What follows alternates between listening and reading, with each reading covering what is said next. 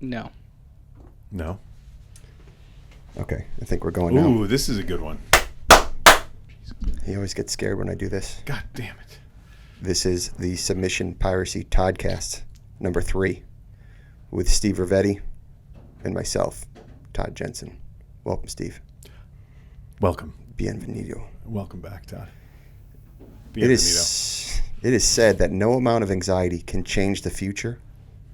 No amount of regret can change the past. It's a cool quote. I dig that. I like that. I like it. Yeah. Oh, we're supposed to introduce you. Okay. So, to help address what we just mentioned, anxiety, we brought in a professional, Dr. Lawrence Peacock. Say hi. Hi. All right. So, Dr. Larry, I'm not going to go ahead and read down your resume and what you've done. I know you went to Duke and you went to Harvard and and you had That's true. I have. You had Jordan Peterson as a I did as a teacher. A teacher. Yeah. I thought you were gonna say as like a lover. I was whoa. Whatever. It's 2020. It is. But I would like you to kind of just introduce yourself. And let's talk about a little bit about your education and where you come from. Okay, great. Hi, Steve. It's good to see you. Steve, before I even begin, I just want to comment. It's really difficult to work opposite of Steve. He's so handsome. I have to agree. Thank you. You know who would say that too? No, actually nobody. I was fucking with you. Nobody would Larry Peacock, everybody. Larry Peacock. Okay, so... Go ahead, Larry. My background. Besides messing with Steve, undergrad was I studied psychology. Then I went to grad school and studied philosophy, theology, got a master's, and then medical school, and then I did my psychiatry training down at Duke. My interest in anxiety actually began because of my own struggles with anxiety. I don't know if had I ever told you guys that. Yeah. Oh, you did? Well, I mean, we talked about it when we've been going through stuff. But. I'm glad you were privy to it. Jeez, Steve. The early stuff, yeah. What did I tell you? We talked. This is going to be good. This is going to be good. So you guys have struggled with anxiety, right? Mm-hmm. Yeah, sure. I think most people that I know have at some point struggled with anxiety in their life. So I was, I think maybe 15 or 16 years old. I had my first panic attack. That was fucked. That was really. Have you ever had a panic attack, guys? Yes. Like it's yes. terrifying. And I when I screen patients and I talk to them, if they've had a panic attack, I don't have to define it for them. I'll say, "Have you ever had a panic attack?" And so that's how I usually ask people. Mm-hmm. Every now and then, somebody will say, "Oh, how do you? What would it be like?" I go, "You haven't had one. You haven't had one. If I have to define it, you haven't had one. If you've had a panic attack, you know exactly what that's like." Yeah. So I was, I think I was maybe 15 or 16 years old, and I had a terrible panic attack. My heart was pounding. Ugh. I thought I was going to die. I was terrified. I remember going home and telling my parents about it. I was like, holy shit, I was scared. And I went to the emergency room. And the doctor that met me there that day, very helpful. He said, "Have you tried warm milk?" Warm milk. Yeah, that was his answer. So I'm sitting there in the emergency room. My heart, I'm like, I think I'm dying. I'm really terrified. He goes, "It sounds like anxiety. Have you tried a little bit of warm milk?" Well, in fairness to the doctor, that was like 1959. Thought it was earlier than that. And the worst part was, he said, man. So he said warm milk, and then he brought out the cow and he started milking it. I was like, that's... he was like, "Have you tried warm milk?" Is that how they do that in Maine? Yeah. He actually said, "We have the milk. It's ready for you. It's coming right from the." It's an udder, right? That's right. Yeah. So it's an udder, man. He asked me if I had warm milk, and I'm 16 years old. He has the MD. I go home. I actually take the milk. We had microwaves. I'm not that fucking old. I go home. I microwave the milk, and then I drink it. and I'm waiting for this shit to go away. Like, I'm gonna feel better. Oh my god. For like for like 3 fucking nights. And it just didn't go away. No, I'm terrified. Like, because once you start to have panic and anxiety, it feeds forward. Yeah. And then you're terrified of the anxiety itself, and you literally feel like you could die. So it becomes a thing It's that a actually thing. doesn't exist. It becomes a thing. It literally is. There's no elephant in the room. There's nothing that's going to attack you, but the anxiety is there, and it's mentally there. So after I had my first panic attack, I was fearful of anxiety itself, and it was a ritual. I was microwaving milk for like a few nights. I'm like microwaving milk, sitting there sipping it, going, "Oh shit, this milk is magic," and it did, as you know. Nothing. And then I would lie in bed and my heart was still pounding. So after you have a panic attack, it comes down, but on the other side of it, you still feel kind of shitty and you're scared like this shit could go wrong again. And this went on for weeks where I just was kind of nervous, like, oh fuck, I hope that never happens again. And then it got to the point where I wasn't even sure I wanted to be alive, and I started contemplating killing myself. Had I told you guys that? No. You guys look at me like, no, we definitely No. haven't gone there. I mean, we talked about some earlier stuff that you were talking about with when you were growing up and some of the situations that you were in and stuff like that. But you never let that fucking jewel fly. That's crazy. Like, so that itself is crazy. He's not calling you crazy. No. I feel like he is. Ah, shit. We're talking about psychology today and anxiety, and I'm just starting to throw out the C word or whatever. So that's not it. The thing that I would say that I agree with and have experienced is the anxiety feeding more anxiety. I had and I think this is the only way I could explain it. I think I had too much caffeine one day when I was at work. I literally had to go out. Like, I took my shoes off out of the office. I went out into the grass and took my shoes. I thought I was dying. My heart started pounding, and I had no idea why, and it was like fluttering, and it scared the shit out of me. And that triggered me having this crazy panic attack, and I kind of lost my mind and got freaked out, and I stood up, and it was like people were looking at me, and I was like, I can't do this. Whatever this is, I'm just fucking out of here. And I went outside and I took my shoes off. I got on the phone. I tried to call my wife and was like, Jenny, I don't think I even got in touch with her. And then it went back down. But for the entire rest of the day, I was just waiting for it to happen again, because it was a combination of sheer fucking terror. I mean, like real terror, but it was also embarrassing for me. It was embarrassing. Have you ever had that happen again after that day? I've had it happen maybe a couple of times, and I swear it's triggered by too much caffeine. At that time, was there anything going on in your life that was making you feel vulnerable? Oh, my job was horrible. I got you. Horrible. The manager that I had was the worst type of person, and it was grinding on me. And I left actually a short amount of time after that. I was like, bye, and I left a really good job. I was like, I'm done. And it wasn't just because of, a panic attack. It was because there was just an incompatibility that existed in, me versus this person. But that was real, dude. My first panic attack, I too had a lot of caffeine. I took some no-dos, over the counter stuff, just before I went to school. I took like 2 or 3 of them, and it just kind of set into motion. But I had a lot of shit going on. And so sometimes when you're really going through something vulnerable, any sort of physiological arousal can kind of push you over that edge. Yeah. So a lot of people think like, oh, avoid caffeine, avoid this shit. I get it. You want to try to control that stuff. But when you're feeling some vulnerability and some threat, you're at risk. I mean, there's been times, whatever, you probably pounded down like, caffeine. Oh, yeah, crazy. dude. I'm a designer. I'm fucking up all hours of the night, ripping coffee and espressos and whatever. It tipped you over. It tipped you over. And physiologically, it gave you that little edge, that little push over to the top. God, it sucks. But that was terrifying. So can I share mine? Yeah, let's hear it. This is bad. I got a new job. How old were you? I was 28, working I got hired by a pharmaceutical company. Went away, for 3 weeks. Okay, so I was away from my wife and new dog at the time. And, they always had like sodas and treats and things outside in the hallway for us during break time. It was awesome. I was like, wow, this is a great job. This is amazing. So I was pounding Diet Cokes Like it was my job. Like it was just, I was like, well, I'm not having the sugar. I'm going to go ahead with a diet. And this is, so I'm drinking a Diet Coke after a Diet, and this is like for day after day after day. And then all of a sudden, like one day, it was just like my heart did the same thing. It started fluttering. Telling you. And then the anxiety started feeding, and it's feeding itself. Yep. And I'm like, this was like after hours on a weekend.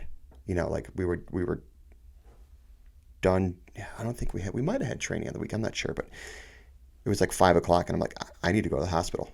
I'm like, this is serious. That's I'm like, this is crazy. How scary it is. So ended up taking a cab, you know, to this really dank little like weird outside Chicagoland, you know, hospital.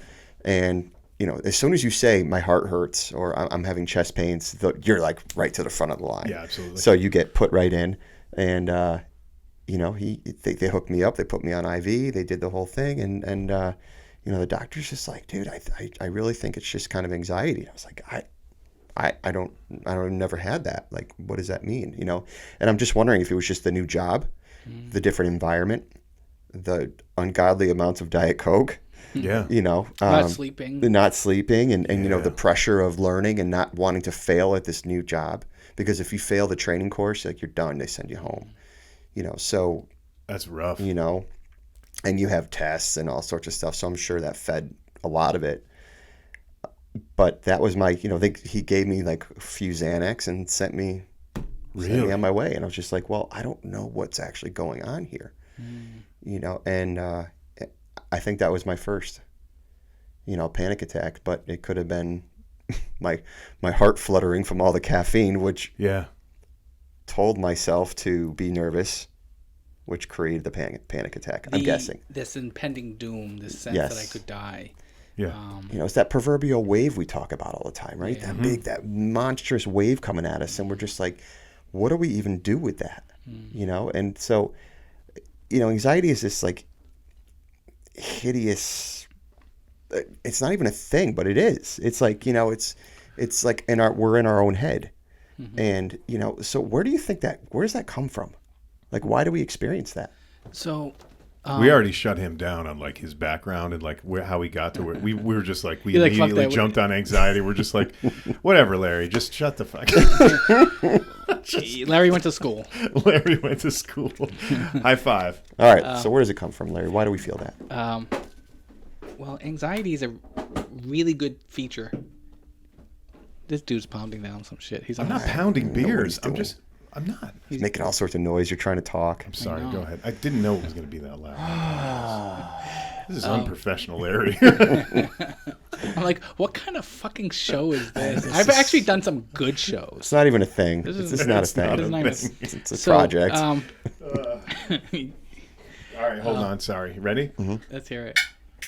All right, there. Now I'm not going to make any more noise. Okay, go ahead. Stop complaining, Larry.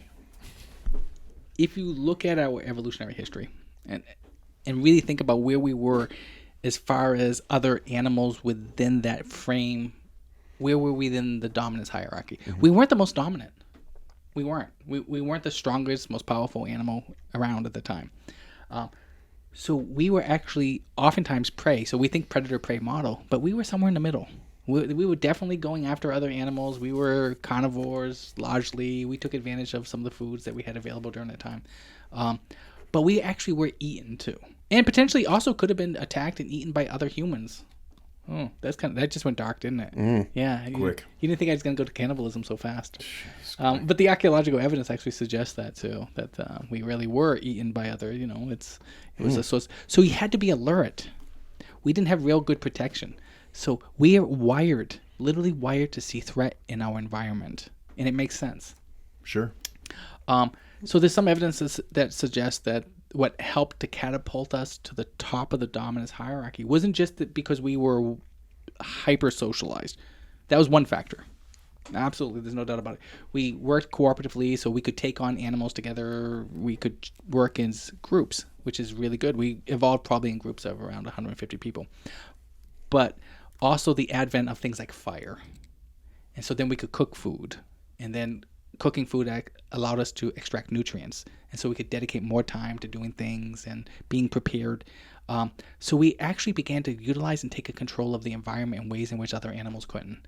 And we had a really well-developed brain that needed a lot of fuel. Still does need a lot of fuel. I know a few people who I think they probably don't need much fuel.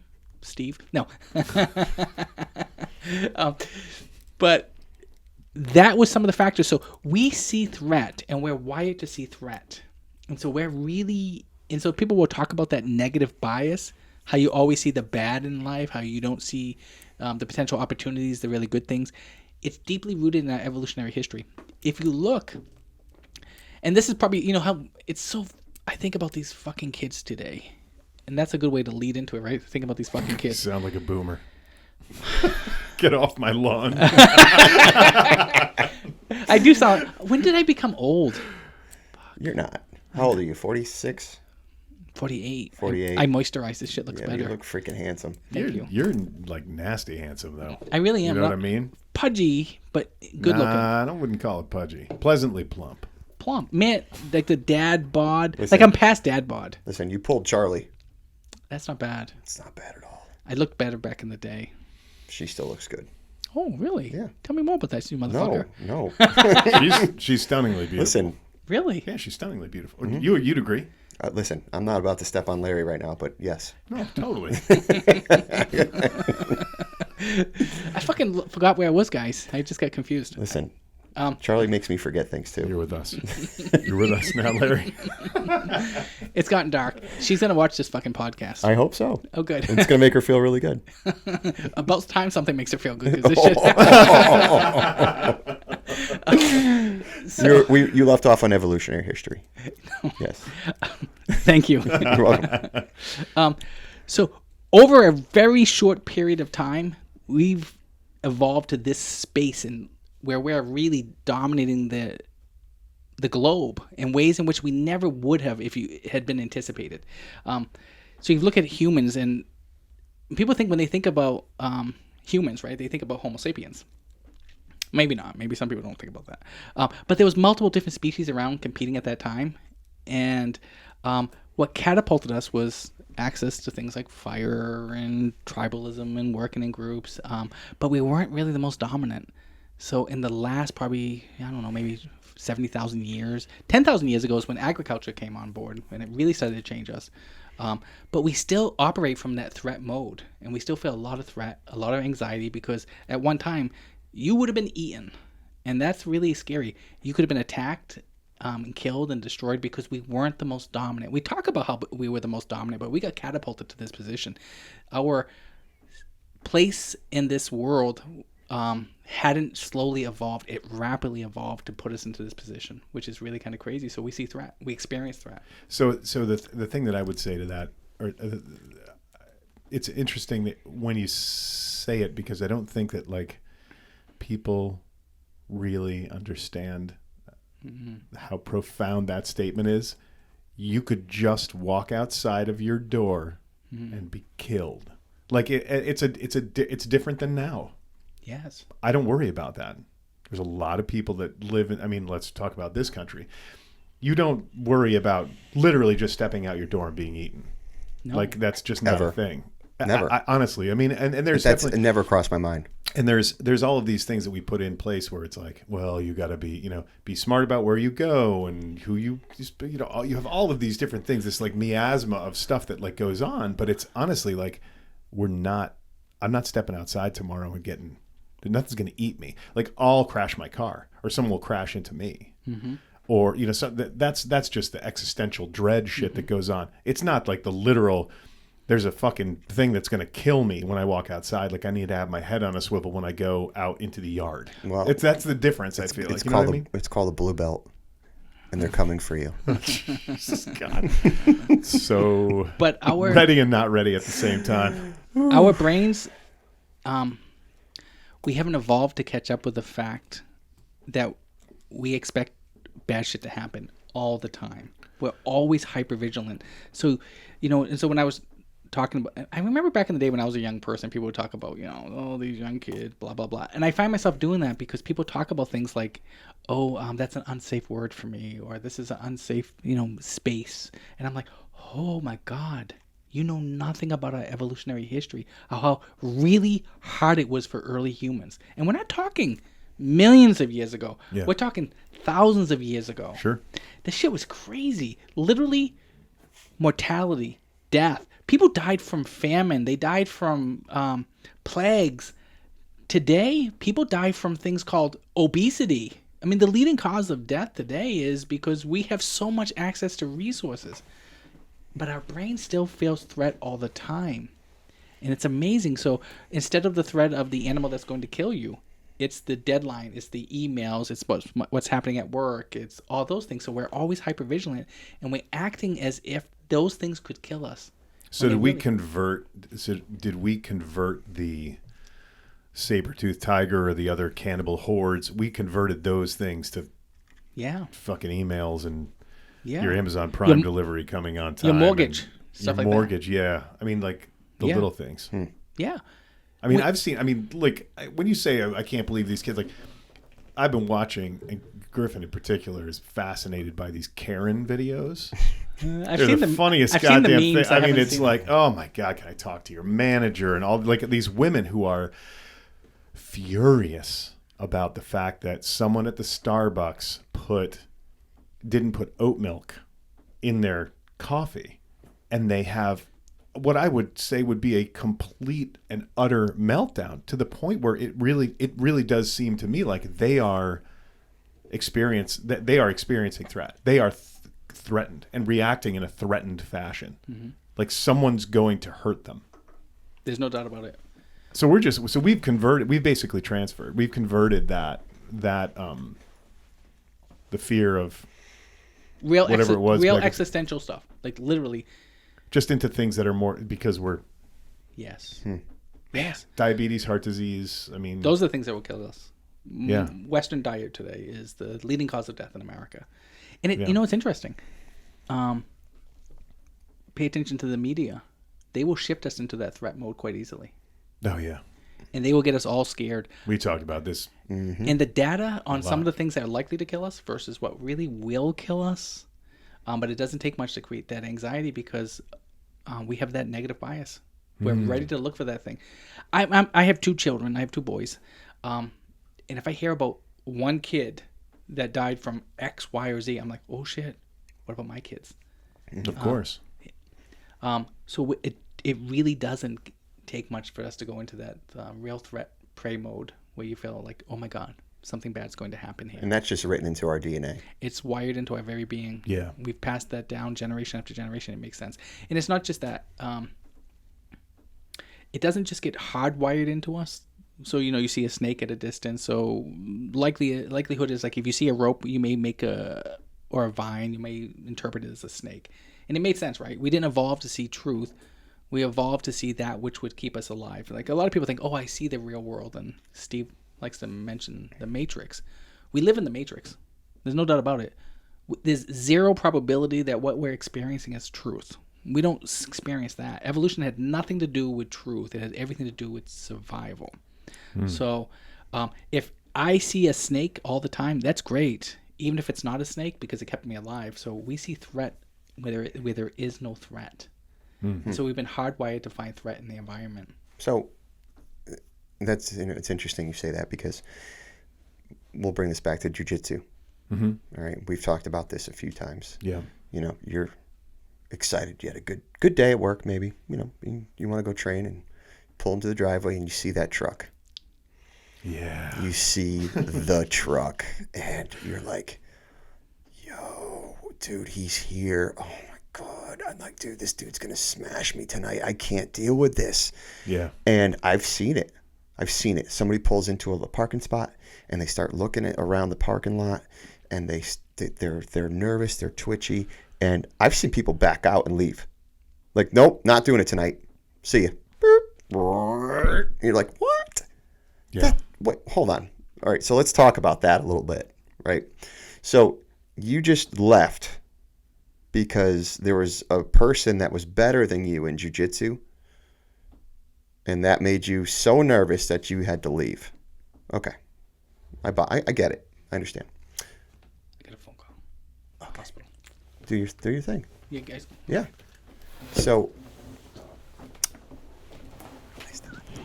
I don't know. I don't know.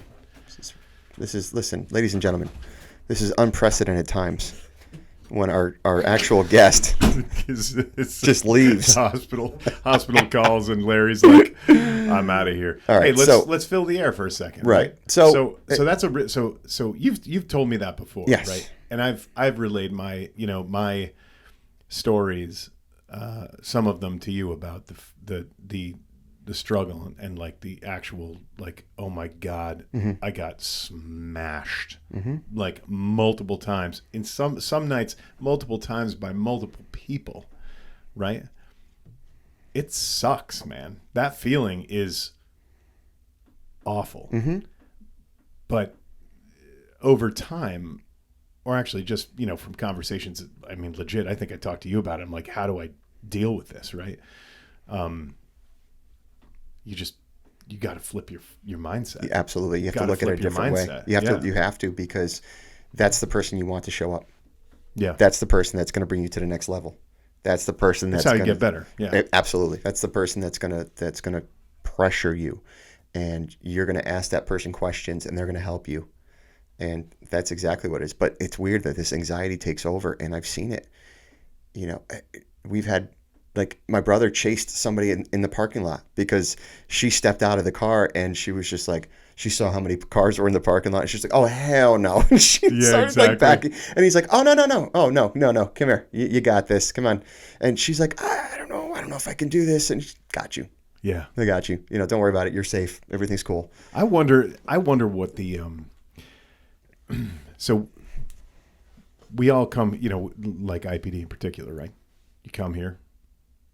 We'll talk to you for a little bit. The person will figure out like, yeah, this is something I want to try out. You're zero pressure. You're literally zero pressure. I've never seen that before. I'm actually insulted. Okay, because my jiu-jitsu game is all fucking about pressure. Obviously. I see what you did there. I'm just kidding. Jiu-jitsu joke. But in the sales process, right? In the, hey, this could be a new person that could be part of the gym. You don't push anyone. They'll have to. You're like, hey, take a look. Like, you kind of explain what the deal is, and then off we go, right? Off they go. But that first night, man, with that clean, fresh gi that you've never worn before, that feels kind of weird, and you're like, you don't know how to shrimp, you don't know how to do anything, right? And it's like, that's probably terrifying for some people. Yeah, because you're a fish out of water. Especially if you have no martial arts experience at all. Like coming in here, I had previous martial arts experience, but for someone who's never had any martial arts experience before, it is the most alien stuff. It's totally bizarre. It surprises me to this day. Yeah. And we're going to we'll call this person Ruby. Okay. This person we call Ruby walked into the gym by herself. Didn't call, didn't send an email. Yeah. Just walked in and says, I'm here to take jiu-jitsu. It's like, what? Okay, so did we talk on the phone? I'm not sure. Did I? Nope. Did you send me an email? Nope. Just came in by yourself. Yes. That's balls. Oh my God, dude. That's balls. To come in by yourself with no backup, no friend, and to just come into this gym full of gorillas as a chimpanzee and say, yeah, I'm gonna do this today. I would think that everybody here, right? That everybody here, and I see it. Someone new comes in and it's their first night. I mean, they're introduced and everybody sees that they're new. It's a new person.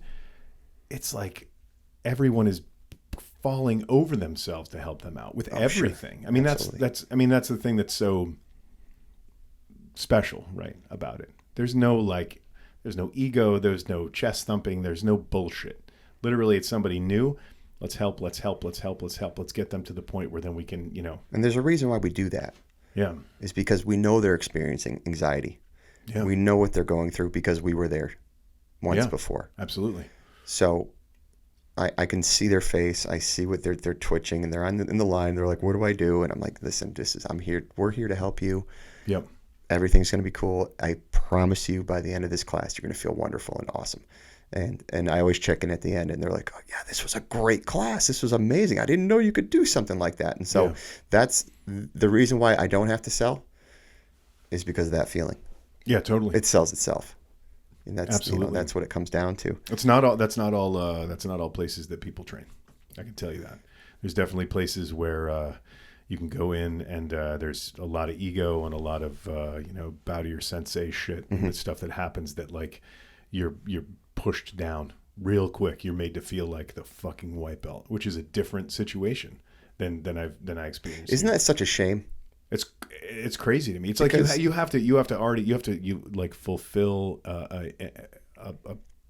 this weird like predisposed like notion that you're gonna have to be, you are weak and less than and that before you even step on the mat. Right. They're like, yeah, dude, look at you.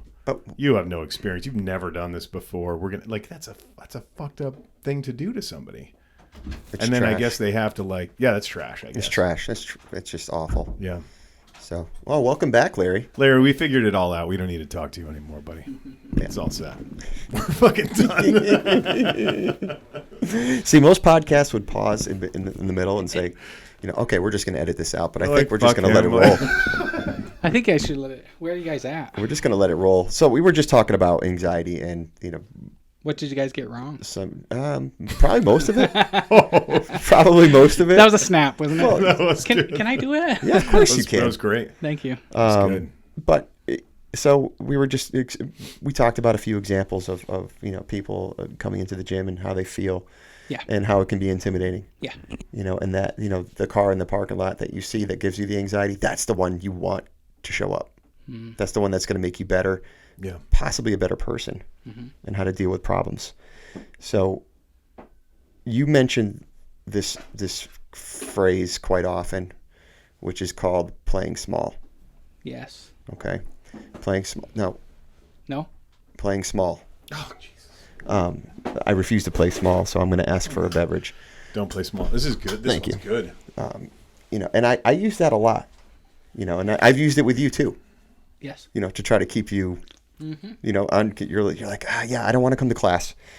I got too many things going on. I have a discharge I have to do, and I'm like, Larry, you're playing small. He does do that. I know. I see it on the text. My I'm body, like, Todd, my body hurts. I don't know if I can do this. Larry, you're playing small. Exactly. What are you doing? He does do that. Dude, the only way your body's going to feel better is if you come and roll. I learned that Get after it. so many times. Or not do it at all. Oh, that's or that, but you're probably still going to feel like shit. Yeah, that's enough. You're right. Just because you're gonna feel like shit. Anyway. So yeah, can you talk a little bit about playing small and what that means? Yeah. So I had a couple thoughts as you were talking about seeing somebody as an immediate threat. I think that a lot of people will experience threat in the moment because they don't have a perspective of life that allows them to see the long game. And so when people have a sense that who I am is not defined by a moment, but it's defined by something that's bigger and greater, and it's an evolving process. But a lot of people get caught up in this real existential moment that this thing counts so much that my life is over if it does not happen because they're looking to be rescued in that moment. Does that make sense? It totally makes sense. And so when we see that a lot, and we see that when people that we've talked about, remember when I was going to say the external locus of control. One of you guys were like, what the hell is that? Well, I didn't know. I mean, are you talking about like a moth? It's a bug that's like Like a locust? killing all those fields. We've talked about this before, so people that feel threat, and so that prey mode, where you're in that mode where I'm always under threat, they see everything else as the outside that's going to happen to them instead of seeing themselves as the agent that can change their lives. So when you feel that experience a threat, it's powerful, it's scary, but you think in that moment there's real threat because you don't have a sense of who I am is greater than this moment. But people that actually feel and take on the challenges of life, this internal locus, it's really powerful. They see themselves as being able to navigate it in a ways in which they transcend the now. And they have a sense that's really greater than this moment. It's something that's really important for us. That there's something I'm becoming. There's a person I'm becoming. So if I lose this job, or if I lose this relationship, my knees don't buckle. So you mentioned playing small. So small, sick, or less. It's the idea that I'm under attack. I see myself as vulnerable, and this is the thing that's going to crush me. During and I know I always go back to evolutionary history because I really think people make the mistake of thinking of ourselves as arriving here in the now, in this moment. Our history, some people think, is like 4,000 years old. And I try not to get too critical on that stuff, but that's a little silly. We've evolved over time, and it's taken a long time to get to where we are right now. During our evolutionary history, we started thinking about life in ways in which we started to build meaning into the things that were happening in the world around us. We started creating our gods. And the idea of these, I'm not saying that there isn't a God or there is a God, because people will jump on that. But the idea that you have a belief there's something greater than you became part of our evolutionary history. God evolved with us, and the idea that there is a God evolved with us. And the people that began to have these beliefs that, man, there's something in this world that's greater than me, became very, very successful and felt less threat in a moment. And I'll meet people, they'll say things to me like, God will never give me anything more than I can handle. And I look at them and I think, okay, okay, great. But it's really protective to have those types of beliefs that this isn't the moment that defines me. That I'm learning and evolving and changing. I am not a victim to this moment. I am powerful. I'm strong. That's a really powerful orientation to the world, that everything shapes me to something that's greater. Amazing. And you don't see that a lot. You don't? I mean, you don't see people like looking at it from that aspect and saying, I'm not going to let this moment define me. I'm going to be bigger than that. Yeah, I'm updating. I'm learning. I mean, you've pulled me out of the hole a couple times. I mean, when this COVID thing happened, I had said to you right away, I was like, oh my gosh, I'm going to lose the school. I'm going to lose my livelihood. And I don't know what's going to happen next. And you were like my phone rang, picked it up, and you were like, dude, what are you doing right now? You're talking small. You're talking sick. You're talking less. You're not less. You're not small. You're not sick. This will not define you. It's how you react to it, which define. It was powerful, man. Like I was so pumped after that conversation. I don't remember calling you. It didn't mean nothing to me that day. I'm glad it affected you. Well, thank you. I had to. Yeah. Jesus, Thank you. man. Listen, man. How many times has this dude choked me out, stuck his knee in my chest? Seriously. Every damn time he gets a chance to make me feel like a bitch. No, that's true. I try not to. You do. I try not to. I'm sorry. But that's powerful. Like, it's like you need that. You need something like that in your life, or someone like that in your life, to pull you out of those holes from time to time. And we all experience it. I've talked to you. I've talked to countless people that they're like, dude, I'm just not doing well today. Mm-hmm. And you're like, well, why? What's going on? And you just you start going over all the negative stuff in your life and all the stuff that you view, in the news, and it just starts weighing on you, and things just start adding up, and they're piling up on you. And it may not equate to like an anxiety attack, but it's getting there. No, it's moving in that direction without a doubt. I mean, the thing that, so when you say that, I feel like there's like a cumulative effect, right, that happens, right? The stacking upon stacking upon stacking of all this other stuff. And when you were talking about like the fucking kids these days or whatever, I feel so fucking bad for these kids, man. I mean, I honestly do. Like they are being bombarded on a regular basis with so much information. And so much of it is toxic, dangerous, ill-informed, uninformed, reactive. I mean, everything that all the words that you could consider, but I feel like those, so from your opinion, right? Yeah. I feel like that's the anchor, right? It's just an anchor around the neck, and then another anchor around the neck, and then another anchor. And you're just, these kids are being fucking dragged down, and this is the way that they communicate now. Like, I think that, older generations, like, we may have the ability to disconnect a little bit easier because we know what it was like when we didn't have it. These kids don't. And they don't operate in that fashion either. So what do you see like, being the connection between, like, this media, this kind of craziness, and, like, kids and anxiety, I guess? You got me thinking about a couple things. Sure. So the first thing that you got me thinking about is this idea of the victim narrative. everybody's a victim. Everybody has adopted this narrative of always feeling threat. I was at a restaurant, I don't know, maybe 20 years ago. And it wasn't that long ago. You're looking at me like, you're old. I was like, shit, you remember 20 years ago? I remember it because of this. I was joking with some friends, and it was, off color, whatever. The table next to us were victimized by our jokes. Like, literally victimized. They told the owner what we were talking about was offensive. The owner, who was actually a friend of ours, told us the next time we came in that they were bothered by what you were talking about. And I was like, for fuck's sake, people are so weak in this world. Like, so weak. Oh, my God. And I said, what did you do? And she goes, well, I didn't know what to do. So I gave them cake, and I gave them some wine. And I was like... Because they were offended by your they were comments. offended. Were they like placated? They were placated. By the cake and wine. The So they're cake- like, and then- we're victims. And now that we have cake or wine, we're pretty much fucking Gucci. Can Like, you we're not use big words? Okay. Oh, sorry. Placated. So What does that mean again? Made to be okay, I guess, right? Made Yeah. to be okay. Like appeased? Appeased, yeah. That's a big word too, Tom. Thank you. Okay, well, Thank you. I know that one. pot kettle black, Tom. Okay. as we were told about this story from the owner of the restaurant, another table looked around. She goes, "Oh, I think I'm feeling kind of victimized." and the owner was like, "There's no cake. There's no cake." There's no more cake. Cake's gone. We're out of cake, you fucking vultures. What kind of world do we live in that we can't hear a thought or opinion or an idea, but our kids are being raised that way?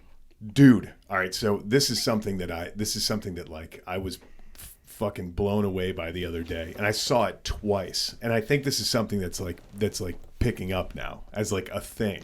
Oh right? yeah, what is it? Is someone was making a and it was actually a really good statement about the current situation that was happening with like the George Floyd thing, right?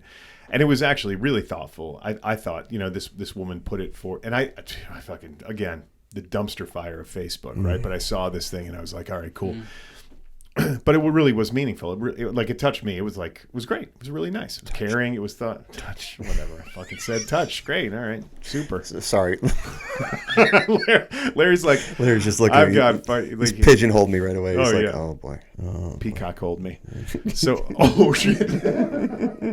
So anyway, the thing that was interesting is she wrote this thing, right?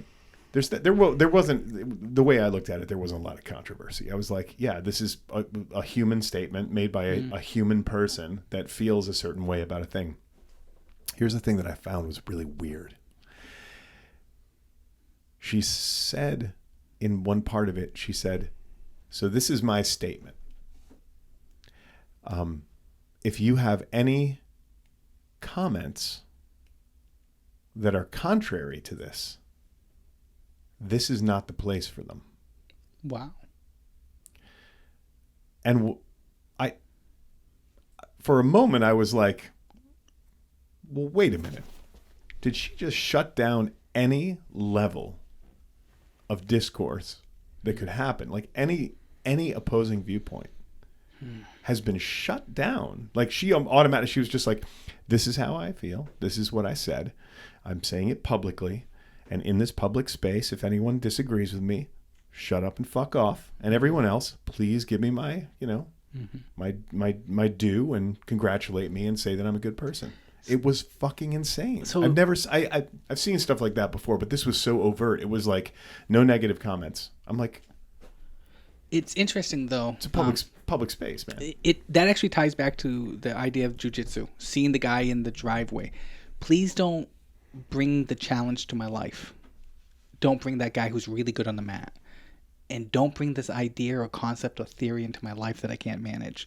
And so people shrink into these boxes and they get really small, like we've talked about. Mm-hmm. So whether it's a guy that is going to just own you on the mat, or it's somebody who's intellectually is going to challenge you and bring us some ideas and stuff.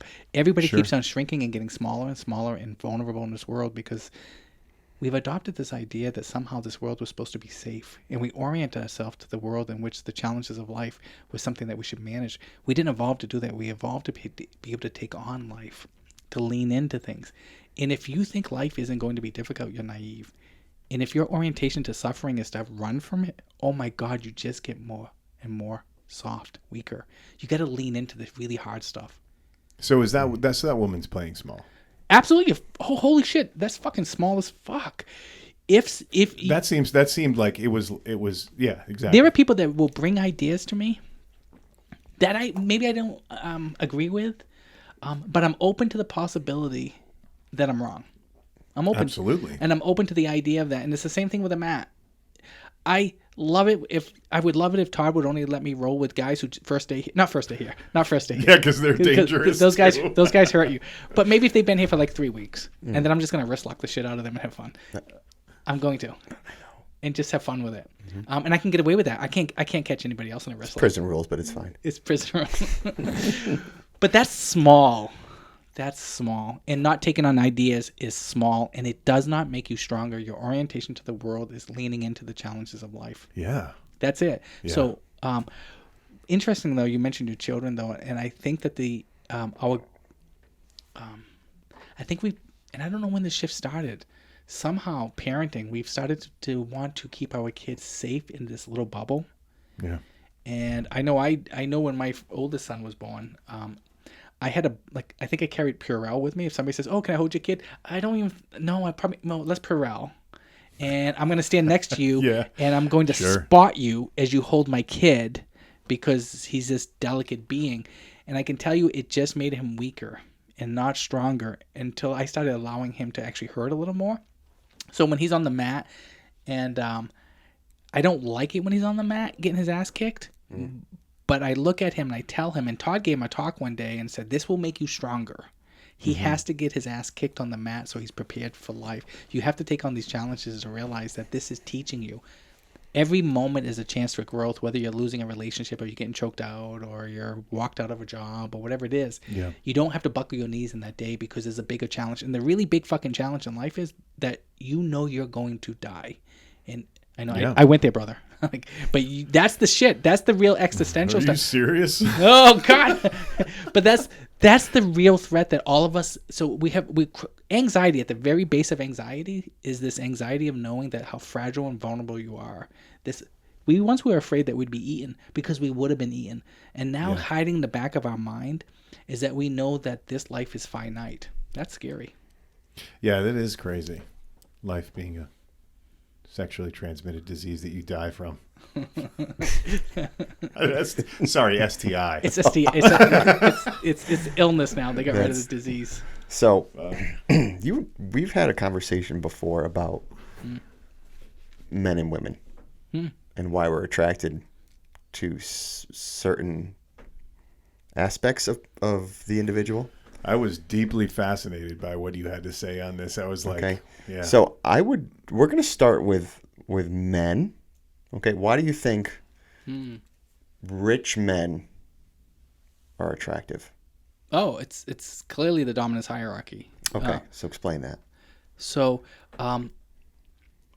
everything that I know, I lean heavily on science, which shocks some people because apparently science is a weird thing to some people because they're lost into their mythologies and their stories about the meaning of life. But we've evolved to be able to experience life in ways in which we increased our survival and our capacity to make offspring.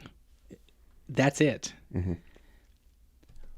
Men that had control of the environment would be a better selection for a mate. So men that are powerful and strong, and what is powerful and strong? Access to resources. And so a man that possesses power, women like strong, confident men that have access to resources and power. Take that same guy with that, whatever it is, you see all the trappings. We could easily do a study. We could throw a Rolex watch, and they've done studies like this, and we could put a certain car behind him and all that stuff, and everybody's like, "Oh, there's something. I find him interesting." There's nothing interesting about him, I'm sure. But put him into an orange jumpsuit cleaning up the side of the road. Not so interesting. It's not the interface; it's the capacity to be able to keep them safe, keep their offspring safe, survival. So, confidence, strength, power within the dominance hierarchy creates that. So, why is it that a younger man who's muscular, tall, all those things. Why would that be You're attractive? talking about me right now? Exactly. This is awkward. This is awkward. I don't know. why is So those would have been predictors of his ability to ascend the dominance hierarchy. So you would look at a young guy and you would think, oh, okay, I could see him someday ascending the dominance hierarchy. okay? So if a man's already climbed and he's reached that level, so if he's an older man, he's already reached it. He has all the signals. So all those signals in the environment, because we don't live in the real world. We live in the matrix. We know that. There's no doubt about it. There's nothing about this is truth. We absolutely live in the matrix. So, go ahead. I'm sorry. I didn't mean to cut you off. I thought he did. I Kind did. of felt like he did. So we know that, and so once you know these rules, it's amazing. Yeah. So, I hear it a lot, and I hear it from my wife and a few other women in the gym, that they find men attractive when they're graying around the, the sideburns and on the side of the head. Is that part of the dominance hierarchy? Like they're older, they've ascended, they've made it, kind of thing, or is that just a look? I think they have done studies on like things like beard and like facial hair and certain lengths and stuff like that. So that's a signal. It is an interesting signal that people will pick up on as far as attraction. But you could imagine a guy with gray hair who's homeless, and no woman notices him. So it has to be all the other features. So he has a signal that says he's achieved a certain level of success. But Interesting. Second, all right. So now we're going to get to the women. okay. Okay. So you've explained to me why we men look at our wives. And I'm glad you said wives, because thank you. you kept it safe there, because So it's not just limited to your partner. no, it is for me. Oh, Thank you. Keep the camera off him. I don't want people seeing that face. So why are we attracted to the big butt and the smile? that's nice. I like the explanation that you have, and it's fascinating. I might have made it up. No. Oh, crap. It's not. It's real. So men are visual creatures, and we know that. And early on in our evolutionary history, we would have to be able to identify quickly what would have been features of a woman that would be able to have a baby, carry a baby, and the baby would survive. You'd want that. You'd be able to. The men that looked at the wrong signals in the environment had no procreational success whatsoever. When we talk about these things, I got to admit, people get vulnerable around this stuff, and they get their knees buckle a little bit. They're like, this sounds really wrong, and it sounds sexist. And unfortunately, evolution didn't care about sexism. Evolution cared about survival. And there was no isms. 70,000 years ago, there was no isms. It was very harsh conditions of animals. We are a part of the animal kingdom. We're a part of the great apes. And yet we get caught up in all these sensitivities around this stuff. And I'm not saying that we haven't moved beyond this in many ways, right? That we can go beyond our primitive brain structures and choose not to. We know it all the time, right? Mm-hmm. Because you can identify immediately what's attractive about a female, but not act on it. Yeah. You have a frontal lobe. And well, not Steve, but not Steve. You take away the frontal lobe, though. What happens when you take away the frontal lobe? This is abuse. Looking right at this fucking camera. But what happens when you take away the frontal lobe, right? Bad behaviors show up in men. Men with TBIs, football players, boxers, Yeah. old men. What happens? They get frontal lobe atrophy. That idea of dirty old men. Dirty old men is actually just frontal lobe atrophy. So dirty old men, so like in the nursing homes and they're grabbing at nurses. Yeah, they're frontal lobe. So that's the idea of dirty old men. Literally is just brain-based. Human behavior is brain-based behavior. And we want to ascribe this idea that there's this magical ghost in the machine, that there's a center to who you are that's navigating this pattern of behavior. There is no you in the center of your brain. There is just you as a complex set of patterned responses. But we all walk around with this idea that there's a me in there. Okay, you've evolved to be alive. You've evolved with a central nervous system. What's the soul concept then? The idea that there is a soul? The idea that there's a soul. I mean, there will be people that will, myself being a 100% atheist from top to bottom will, and I believe what I believe. I don't believe in what I don't believe. But what I will say is I'm very much confused by what is the mysticism around the concept of, well, I don't know if I believe in a God, or whatever it's said, right? But they do believe in the concept of what I think is something bigger than themselves, which I would say is everything that's not us is bigger than us, right? I mean, honestly, it is what it is. But the soul is this mysticism, this superstition, all of these things mixed together. But people constantly reference it, and on different levels, right? A Christian will reference a soul as one thing, and a Muslim will reference a soul as another thing. Abrahamic religions, it doesn't even matter what it is. Everybody will have some level of soul. I won't say everybody, but a lot of people have it, right? What is it? Like, what? How do you? You can attack that from different arguments, right? So one argument that I make about most human behaviors and the way we interact in the world is it has some sort of fitness function. Okay. Fitness function, right? Your body tans. It has a fitness function. You have opposable thumbs. It had a fitness function, something that increased our rates of survival, that made us more adaptive. Sure. Having the belief that there's some sort of permanent sense of self, whether there is or not, right? It has a fitness function. Having a belief that there's a God has a fitness function. There's something that you goes beyond this world. So if something happens to you now, that you really have a belief that there is a you that will survive this moment, it is a powerful belief that's well embedded within our mythological and religious traditions. Absolutely. But it serves us, right? It does. And so it had that role, which is really interesting.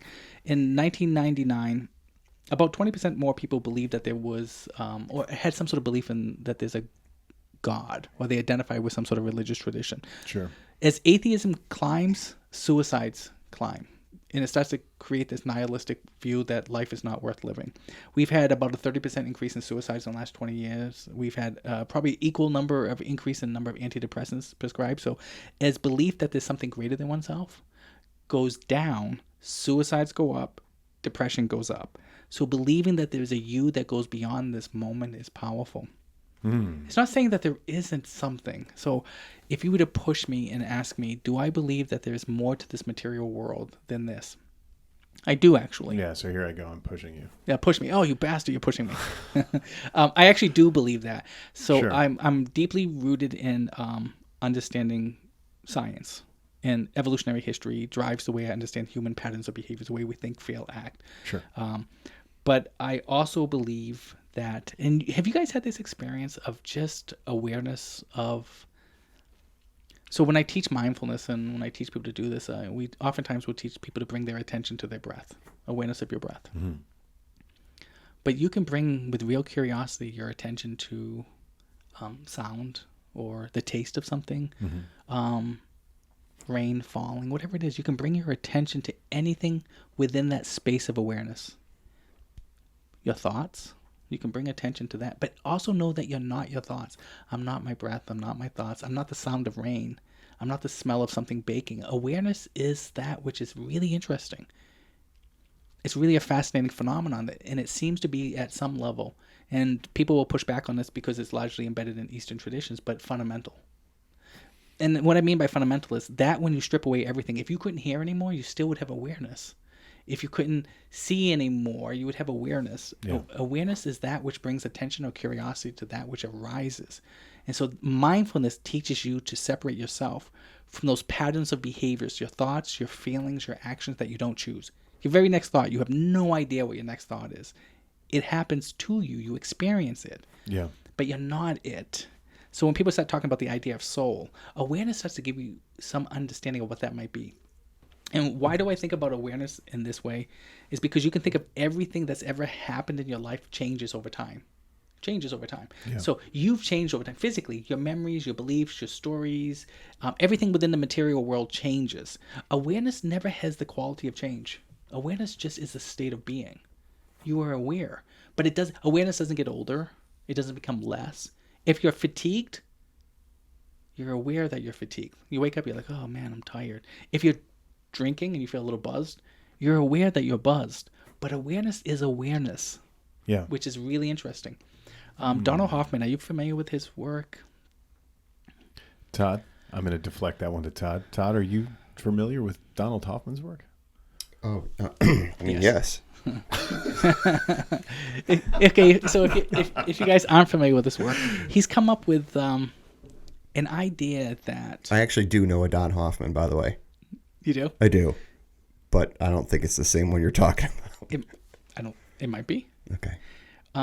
So he has an idea that at the very core of who we are is conscious agents, consciousness. And the reason why is that it's the hard problem in philosophy. It's the hard problem in neuroscience, right? The idea of what brings about consciousness, like consciousness. So the argument is that the material world created us as conscious agents. At some point, right, we would say we've evolved and we've created this somehow through this evolutionary process. Life became who we are, and at some level, there's a critical number of neurons that become aware or conscious, and they start to have conscious experiences, which is really a tough problem to prove, right? But if you ask most scientists and most psychiatrists and anybody who's in the area of like brain-based sciences, they would say that the brain produces consciousness. His idea is that consciousness is that which is fundamental, or my argument would be awareness is that which is pretty trippy. The idea that who we are isn't about this material experience of all the things that arise around us, which is interesting. So those are the two arguments, that either a consciousness or awareness is fundamental, or that the material world created it. I have to go back and listen to this podcast because he just loses me every time. I feel like a goddamn gorilla half the time when I talk feel like to a Larry. child. For more than like 20 minutes, I'm like, I'm a child. Give me a Like lollipop. what? Give me a fucking blanket and a lollipop. Like, what is this? Okay, you guys want to go back to talking about women and attraction? Well, yeah, I was hoping. Let's get back to big butts, brother. Come on. We're going to talk about the big butt and the smile. I mean, what are you? I mean, we'll go back to that. no, I get. So this is it's always, it's just one of these situations where like the more ideas that come in, right? And these ideas are ones that like there are some things that I'll completely be. I'm just so deeply confused in so many different ways by some of the things that are out there right now that are coming out that are like, I think. I'll put it to you this way: instead of talking about the things that are confusing me, I'll talk about the things that I think are super important moving forward for us as people. And I would hope that you would agree with this. If you don't, then we can't be friends. But mindfulness, right? Yeah. Honestly, practicing mindfulness and thinking about just how amazing of an effect the practice of mindfulness can be for anyone, because it doesn't take anything to practice mindfulness. It doesn't take money. You don't have to be. It doesn't take anything. Right. It just basically takes the ability to open yourself up to being able to be in that, just like you said, like in the situation, be aware of what's happening, and appreciate that.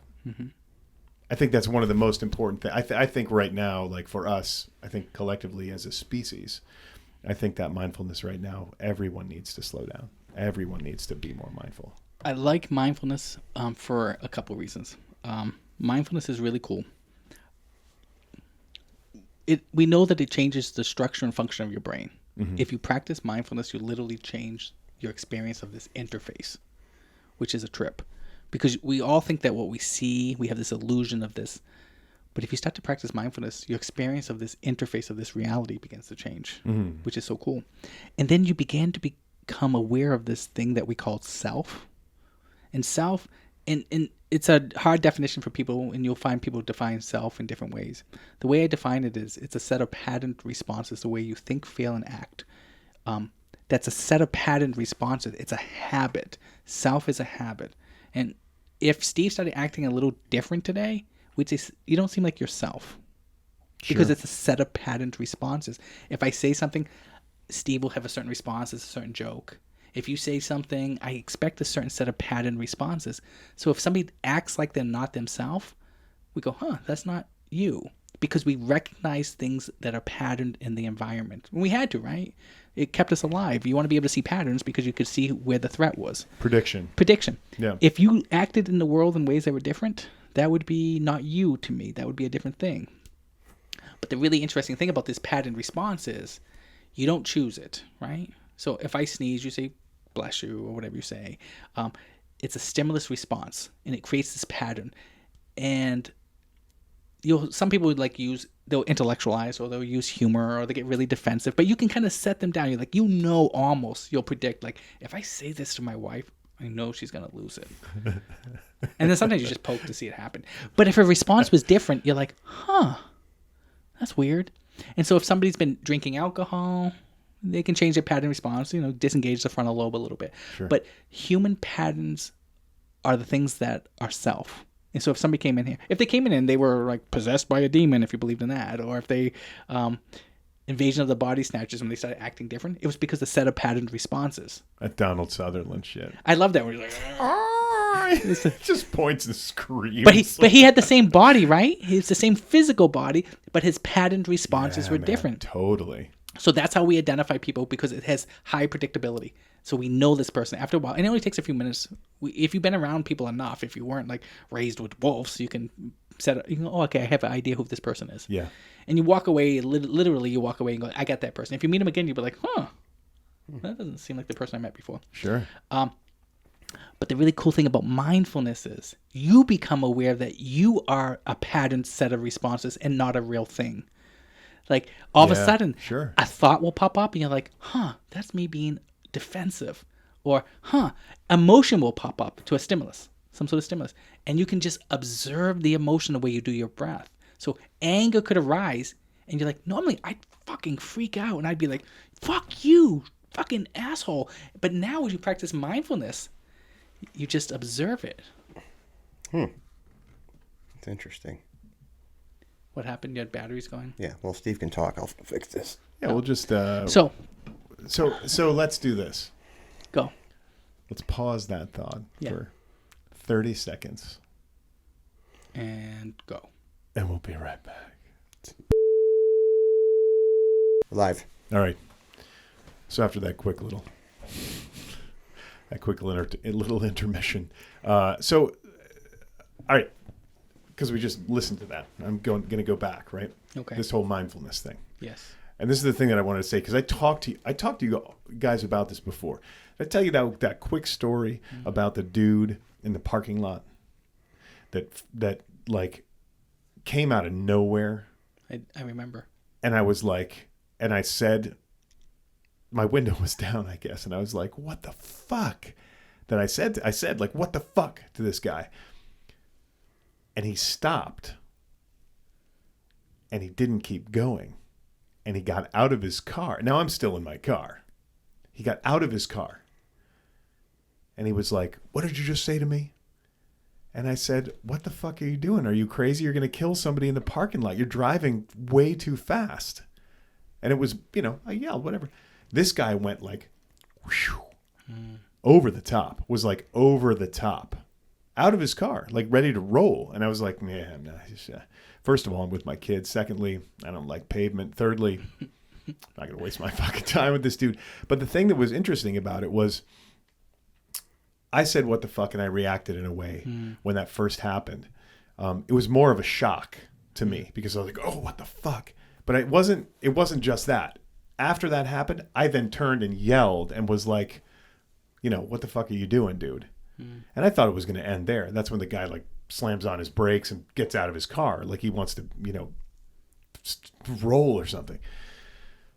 So the conversation that we had, I don't know what it was, whatever, a while ago, right? We talked about a lot of different things. But one of them was mindfulness, right? It was about that moment where you're in a situation, but you have the ability to a degree to disconnect from almost yourself. Like you look at the way that you just approached a situation, and instead of just continuing to roll, you stop and you go, I shouldn't have done that. Yeah. I've got to back off. And at the same time, as I'm driving away, I wasn't amped up like, oh man, I could have done this, I could have done that.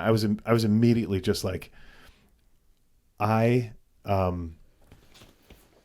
need to think about how I just reacted, and I need to change that. I need to fix the way that I reacted so the next time I don't do that and put myself in that situation. Because it's not about me. That guy doesn't care. He doesn't care. He's not thinking about that. But I was thinking about it. And it was because of the conversations that we had. We talked about kind of being mindful and thinking about the things, talk about things we talked about before. So it's just an interesting little kind of side note of like, it is meaningful and it will change the way that you think. Like I think that when what you were talking about is like noticing people being different or acting differently or whatever, you can absolutely change the way that you approach situations, think about different things through, I wouldn't say just mindfulness, but that kind of stuff. I think it's really important to just bring that up as like an aside or a story. And bringing this back to jiu-jitsu, Dr. Larry says all the time how mindfulness and jiu-jitsu are very similar. Because when you're practicing jiu-jitsu, you have to be in the moment. Yeah. You have to be in that moment, and you have to be aware, and you have to be paying attention to all the little things that are happening so you don't get, wrecked, so to speak. Yeah. But, I like, and I believe that you also said that it accesses the same portion of the brain as mindfulness. Is that correct? And I think the one thing I'll add is that you're not thinking about your work. Yeah, you're right. You're not thinking about the car that you dented that you need to fix the scratches on. You're not thinking about the fact that the cable isn't working and you have to go home and do that later. You're not thinking about any of that stuff. You are in the moment. You're in the moment, and you're forced to be in the moment, because if you are not in the moment, you're done. Yep. I have a couple thoughts I want to follow up on. Yeah. The first one was the idea of aggression. So there's two types of aggression. There's reactive aggression. And we see that in our closest relatives like chimps and stuff like that. A lot of people are surprised by the amount of violence and aggression in the world today, but they don't understand our evolutionary history. They clearly don't understand how primates. Bonobos are different. They're egalitarian. But reactive aggression, we see that with our closest relatives, and which is interesting. So people are shocked by the amount of violence, but if they start looking at us and really understanding how we evolved, surprising it's not as much. It's really, we're actually we're not that reactive, but you do see that sometimes. So that's interesting. So there's two types, and then the other type of aggression is planned aggression, where you plot, premeditate, and that's different, and that's actually functionally different in the brain, and it activates different areas of the amygdala. Which is interesting. So that was one thought I was thinking about. Is that a psychopath, sociopath thing? Well, I mean, not by definition, truly, but like that seems like psychopath.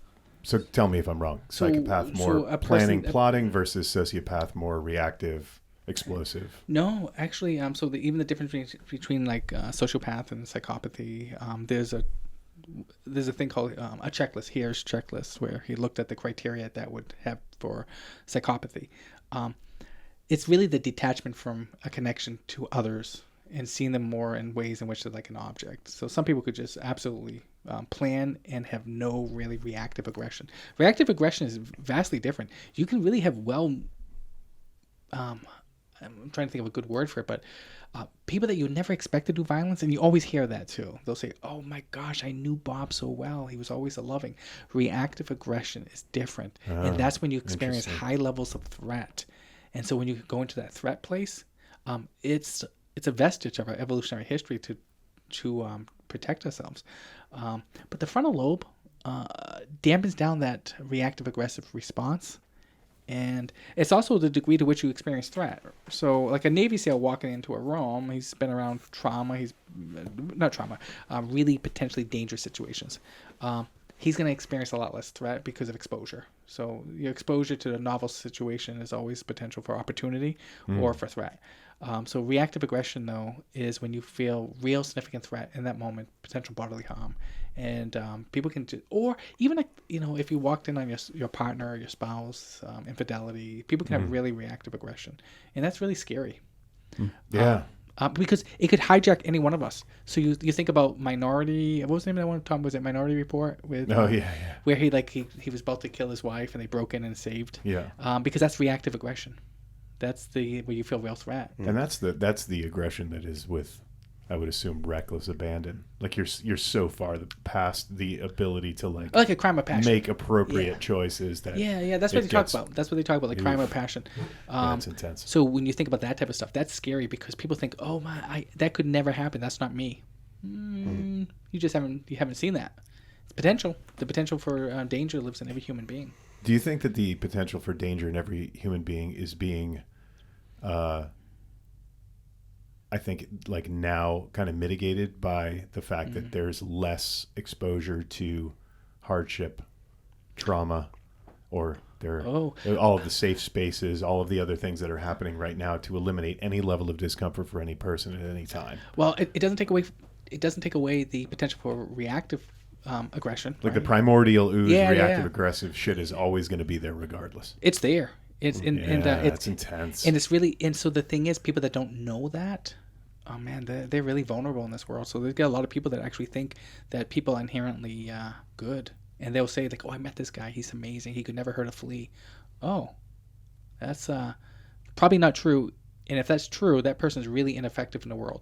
It's the person that knows how dangerous they could be and then choose not to be. Yeah, that's a pretty. Sure. That's powerful. Yeah, no doubt. Like you know what you can do. That's powerful. And you just don't. You choose to be a person of integrity. That's a good person. That's a really good, and that's a really person to be reckoned with, versus the person you're like, that's that guy. He's so kind. No, no, that you know what you could do. Yeah, it's intense. Wow. So the jiu-jitsu stuff that you were talking about and the idea of mindfulness, the thing I like about jiu-jitsu is that once you get really good at jiu-jitsu, that I've seen with like when I watch you roll and stuff, is that you meet the threat appropriately and proportionately. And so every situation you encounter in life, you should try to always have a reaction that's appropriate and proportionate to the situation. So if you meet somebody who's having this really reactive, disproportionately big, screaming, yelling, or disproportionately small, they're not taking on that challenge with really appropriate and proportion. But high level jiu-jitsu guys, they're not wasting energy. And they're just whoever they're rolling with, you see they're just meeting.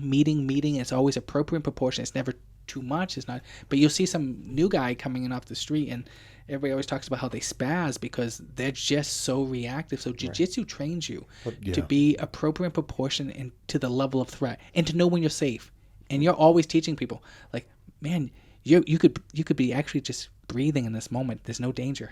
Right. Be aware where you're going. Absolutely. Where are you going? Know where you are. Know your place. So Bruce Lee would call that the economy of motion. Oh, yeah. So it's just kind of like, conserving your energy, conserving that breath and expending it, because we have that, power meter.